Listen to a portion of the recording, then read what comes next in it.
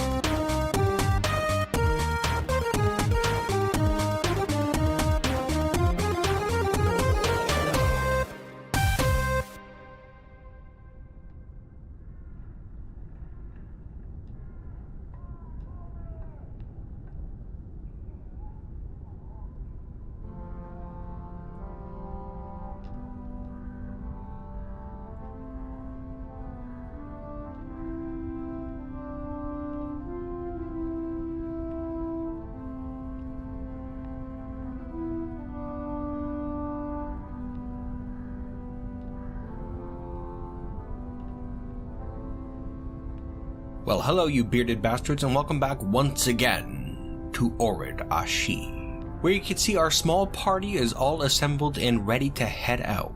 Isn't that exciting? Nothing quite like starting a new adventure, and I do have a feeling this is going to be a good one. Our party is comprised of 5 dwarves, a Gorlak, and a Testrys warrior, as well as a mule and a hunting dog. We're not the most skilled lot, unfortunately, but we're not intended to be warriors, more scouts than anything. And so with that in mind, I think we should get going. What do you say? Right now we're at Frosty Clasp, a monastery belonging to the Adorable Nations. It's located in the Grasping Hills, where it is extremely hot. We are not used to this sort of temperature at all. That being said, I suppose we should be happy that it's not summertime yet. Today is the 24th of Granite, early spring, and so there's quite a bit to go before it gets really hot around here. But we're going to be off and away long before that, no worries. For now, we'll let the Testry lead the way. They seem like a capable ranger and are probably more familiar with this terrain than us dwarves, although Cybrex a pretty capable ranger herself. I'm sure she would do fine, but as an envoy of the Adorable Nations, we will let the Testry take point for now. Plus, I mean, the sun is really getting to the dwarves, just not used to it being this bright. How do people even manage to live out here? It's insanity. Not too sure where we're going right now, we just know it's going to be up to the northwest somewhere. Or possibly the north. We'll just kind of wander about for now, and hopefully eventually we'll find an interesting place to settle down. Now, having a look at the map here, you can see our current location flashing over here in the east, the monastery of Frosty Clasp. Our current homeland is down to the southeast of us, a few days travel away, and the location of our new fortress should be quite a bit farther away than this even, like a lot farther. The idea is that we want a good barrier between us and them. It's the only way we're going to get through this. Now, I'm thinking we're going to have to travel for a few days, maybe 3 or 4, it's hard to say, in order for us to get to the edge of the civilized land. And then after that, there's a big slice of wilderness we'll have to get through, over here in this Saturnine swamp. We'll have to try to find some supplies before we hit that patch, but we should be able to scrounge up enough food, no problems. We have to get through there, and then I would like to skirt around the Elven Nation up that way, the Hardy Apes, because they are the current target. Totally embroiled in war, it would be dangerous for us to get near them, I think. We're going to want to skirt around their borders and then try to get to the north or northwest of them. And then somewhere up there in the Elflands, we should be able to find a spot for a fortress. And then we can get to work. It's really the only chance the Glad Boulder is going to have through this. And if the elves up there are smart at all, they won't give us any trouble. At this point, we're just really hoping we don't run into any threats out here. Our band is not skilled in warfare.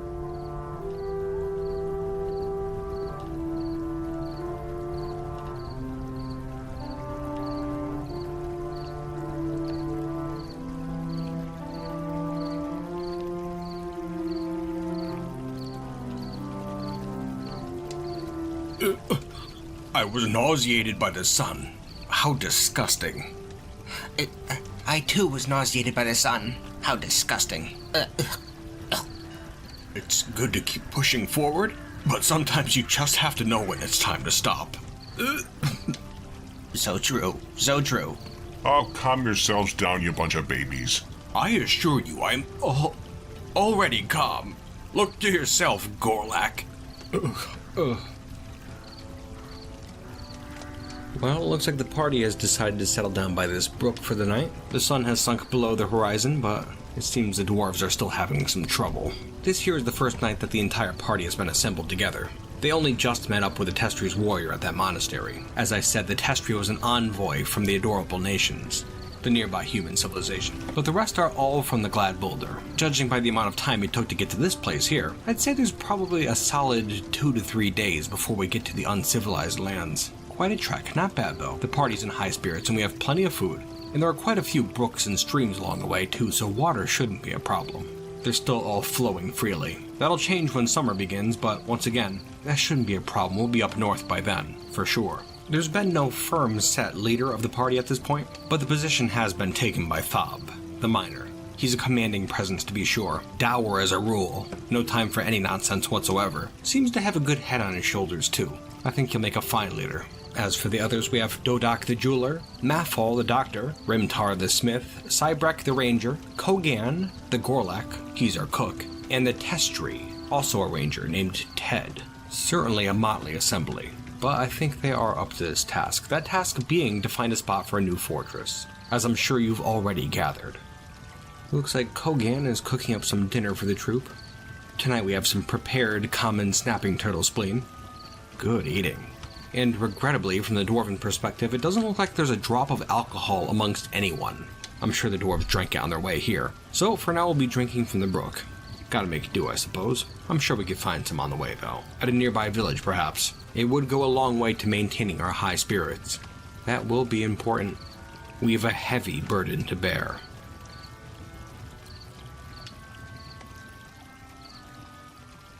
Alright, well it's the next day. Early in the morning, and we should be getting ready to head out, but we noticed something. Out in the woods, down to the south. It feels like there's something there, and that there has been something there for hours. Most of the night, actually. We're gonna go have a look. Slowly now. Well, not seeing much. We're not picking up any odors in particular. We could try tracking whatever it was, but we don't really have any good trackers, so it's for the best if we just leave it alone. Yeah, let's hit the road. No sense worrying about it.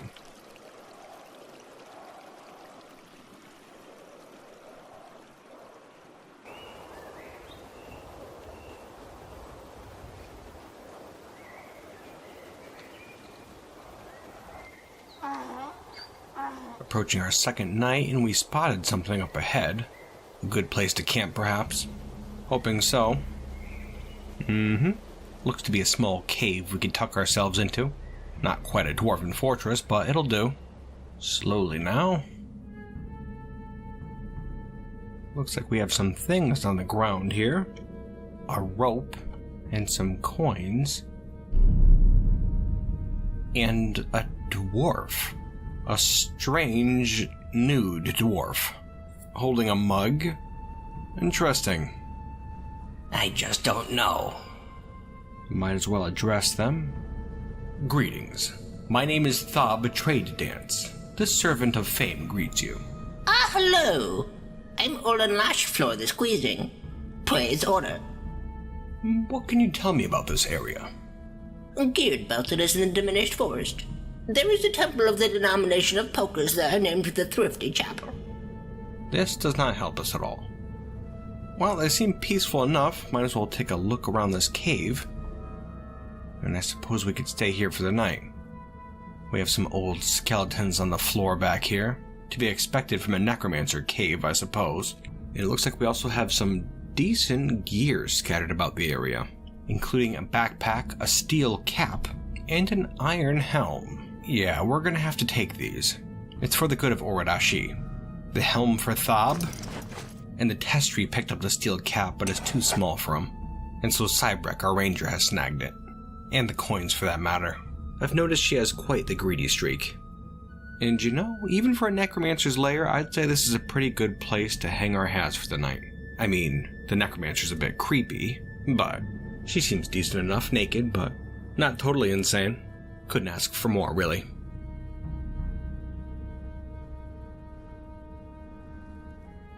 As the night moves on, it looks like the dwarves are finding it hard to get some rest. They seem to be a bit uneasy, sleeping in a necromancer's lair. Couldn't really blame them, I suppose. Right now they seem to be discussing their current situation. You know, in the not-too-distant past, it used to be that necromancy was an acceptable practice. In fact, it was practiced commonly around Orid Ashi. There were necromancers all over the place, not to mention their towers, just everywhere. But that was in the past. Things are a bit different now. I've got a feeling that some members of our party want something done with this one. Again, couldn't really blame them. Is this an attack? What's going on? What have you been scheming? I have nothing to say to you. Well, you look like a mighty warrior indeed. Is it a weapon? What's going on? I was once a poet. There is nothing so important that it is worth telling a lie. No doubt. Drop your mug. Over my dead body.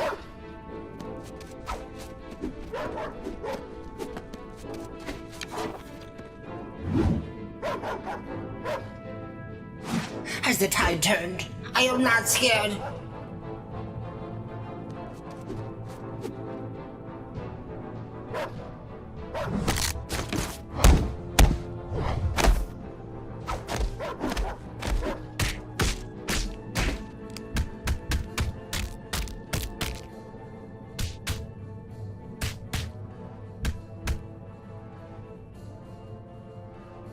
Looks like Cybrek, our ranger, got a bit too greedy for her own good. But at least she got her damn mug, though it may have cost her her dog, Iteb, the hunting dog, in extremely poor shape now. Back down the corridor, though, that necromancer brought those skeletons back to life. And it looks like there was a skeleton as well as a damned one. Two very different types of undead. The skeleton was put down, but the damned one still stands. Although, it appears to be a skeleton as well. There's not much left to it. That being said, it's not hostile. Very interesting. And I guess that was it right there. It doesn't look like that old body could hold together. Pretty much disintegrating, puzzling. Well, no matter. Let's finish up our rest here and we're gonna head out tomorrow. At least we don't have to worry about that damn necromancer anymore. And I suppose while we're resting, we can have a look at this mug that Cybrek had to have. Its name is Damarem Aklemha, Warngloss, the Twig of Stirring, a cherry opal mug. All craftsmanship is of the highest quality. It is encircled with bands of briolette cut violet spessartines, and is also adorned with hanging rings of native silver. Unfortunately, we don't have any skilled appraisers amongst us. No matter though, it's obviously worth a lot, and it doesn't look like that damn necromancer was doing anything with it. A piece like this is better off with us, to be sure.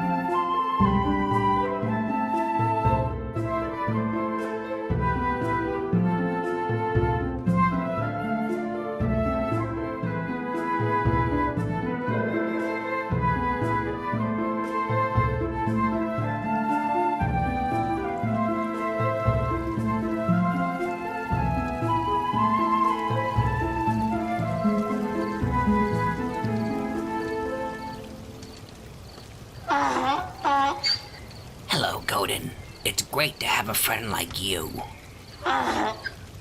You know, family is the true bond that keeps society thriving. Stop and reflect. Family is complicated, and those ties be both boon and curse. Sometimes both at once. What? I couldn't follow your rambling. I'm appalled.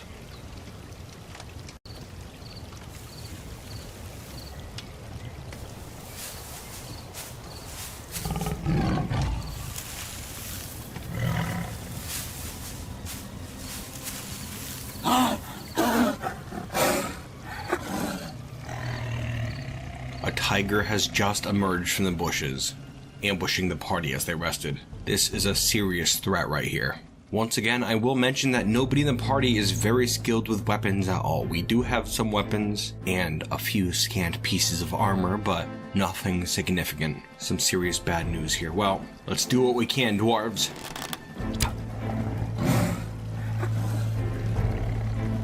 Alright, things moved pretty quickly right there. Cybrek took a shot at the tiger and went running off to the east. And it looks like everybody is following it. Luckily, from the looks of it, Ted was able to strike the tiger in the left rear foot with the handle of her boning knife, but the attack fractured the bone. Okay, good. A lucky shot. Although Dodak and Mathol were both slightly wounded. Chasing after the tiger now, the party is led by, well, Godin, the mule, but followed closely behind by Ted. Godin looks to have been ferociously attacking the tiger. What a good mule. Alright, let's get in there.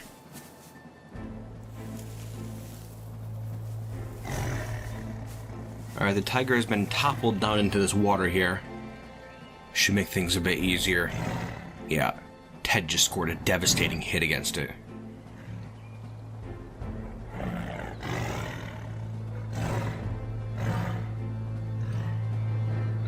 And that is going to do it right there.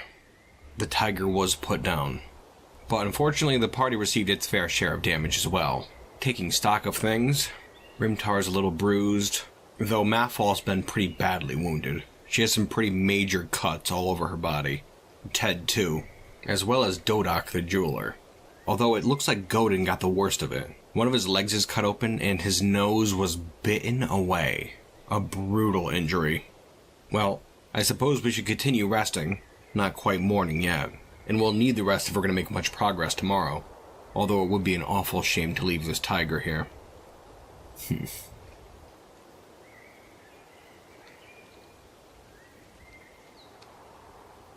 Well, the rest of the night went by without a hitch. No more tigers. And also we were able to successfully retrieve and butcher that tiger corpse. Ted did. She ended up keeping its skin and its fangs. We got a decent amount of meat from it too. Not too shabby. At this point we're traveling far away from the civilized lands, making quite a bit of distance this day. We're in some more hot territory here, fairly unpleasant. And it's not quite as civilized as I thought it would be. So no towns or inns or anything. Not a single drop of alcohol. But no matter. Again, we really have to put this task before anything. All of Orid Ashi is at stake. And that's why we have to be extremely careful, especially moving through this area. From what we understand, it's the current warpath being used. Enemy forces have been coming this way regularly to attack the elves up north, and so the sooner we're out of this area, the better. I really am thinking if we don't run into any more trouble like that tiger or anything worse, then it really could only be a few more days before we reach a suitable destination. It'll have to be someplace with a lot of resources nearby. Wood, water, stone, metal. Allies could be very important. Again, really hoping these elves can play along a bit. Stubborn bastards they are. It's far past time to get serious.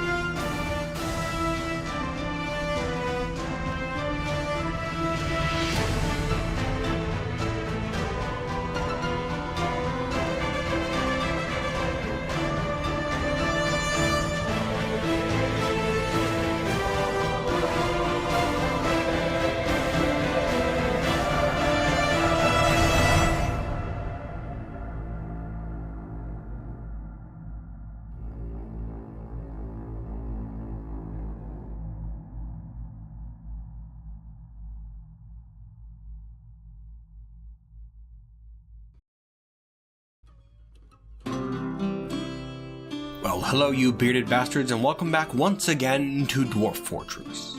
And I gotta say, we're doing things a little bit backwards this time. I'm recording this here before I do anything else this episode. And I figured I'd just put it at the end so we could talk about the mechanics a little bit, keep things a bit more free-form and loose. I like that. Now, as you've already seen, there have been some advancements here in Orid Ashi, especially with Scorchfountain and its beardless baron. Yes, some time has passed. And with that passing of time, Scorchfountain's power has grown immensely. But we also have to keep in mind there are other people in the world. People who are probably scared out of their minds. And I have to imagine they see this as one of their last chances to do anything about the fortress before it overtakes everything. As such, we are going to start playing Adventure Mode, with the goal of doing something about it.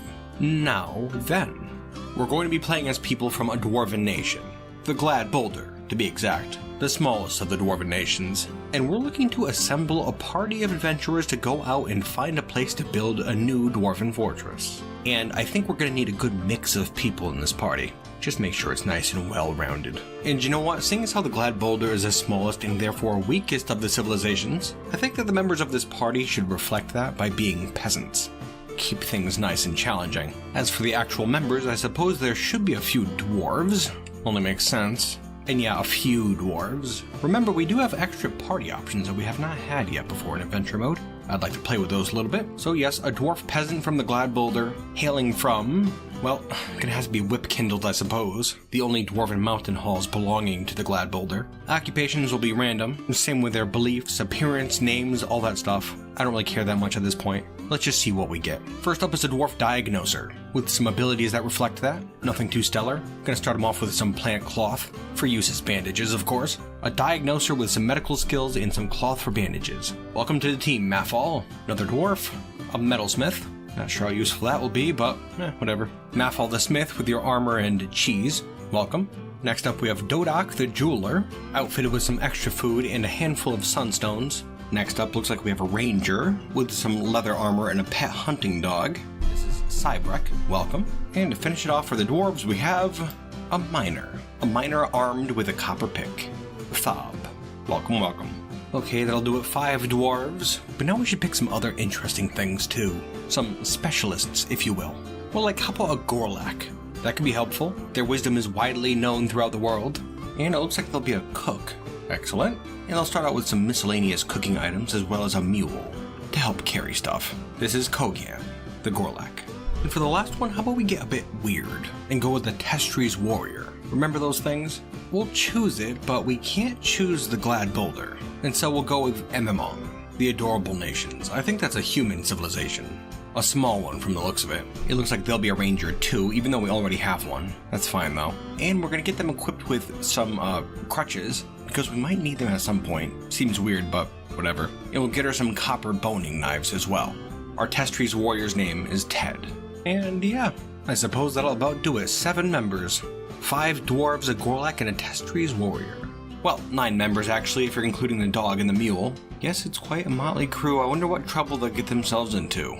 And now as for their starting location, I think we're gonna choose this monastery here, Frosty Clasp, home of the Testrys warrior. Gonna make the map a bit bigger. Here you can see it flashing. This is roughly to the northwest of the Glad Boulder territory. I think it reasonable that those dwarves sent a party out this way. We want to make a new fortress away from the Abbey of Proliferation and that damned beardless baron. Probably best if we do it up north somewhere, wouldn't you say? Now, I'm gonna tell you what, I'm gonna go and record the episode, get it all completed, and then we're gonna do another behind the scenes thing right after this. Here's hoping it goes well. I will be right back. Well, that was pretty alright. I gotta tell you, this episode was a giant pain in the ass. Back when I started it, I really didn't know what I was planning with this whole thing. I kind of just had to figure it out as we went through it. But you know what? Yeah, I think it worked out pretty well. We have an interesting cast of characters. I'm glad they all survived the first episode. Don't know how long we'll be keeping this up for, but we have to find a good place for a fortress now, don't we? And then it will be very interesting to see who's still standing when that time comes. Couple things to note here. Well, you know, first off, that necromancer in that cave there. Well, she had raised that damned one that we only saw very briefly. It ended up disappearing. That sort of stuff is part of the reason I want to do this behind the scenes sneak peek every episode. You see, the damned one popped up, but I saved the game right afterwards. I saved the game a lot during adventure mode. It seems to crash a lot more than fortress mode, so it's really the smart thing to do. Anyways, when I had reloaded that save, the damned one was gone, and there was no evidence it had ever existed. A real shame that, because, well, remember in fortress mode, whenever I tried to bring something back as a damned one, the corpse would have to be at least relatively fresh, and then sometimes that wouldn't even work. But this corpse here was literally a skeleton. Just bones, that was it. Gotta wonder if I could have talked to it or like convinced it to join us or something. That would have been pretty neat. But, oh well. Other than that, well, oh, you know what? Actually, before that, there was that thing that was by our campsite at night. I don't know what that was. You could see it on the travel screen though, it was like a little asterisk. That means there was a traveling party that was right next to us all night long. Could have been just an animal, but I like to think it was that tiger stalking us that whole way. Speaking of which, that tiger really didn't put up that much of a fight, to be perfectly honest. It did bite the nose off our mule, which is a damn shame, but all things considered, we got through that fight pretty well. Now then, yes, looking for a spot for our new fortress? I still don't know what we're looking for exactly, so if you have any interesting ideas, I'd like to see them in the comments below. Where would be the best place we could settle to launch attacks against those damn dwarves of Scorchfountain? Gonna have to be a good place, that's for sure. That beardless baron is a real threat. Anyways, my bearded bastards, I hope you enjoyed yourselves today, and I certainly hope to see you next time here in Orid Ashi, the universes of wonder. And until then, you bearded bastards.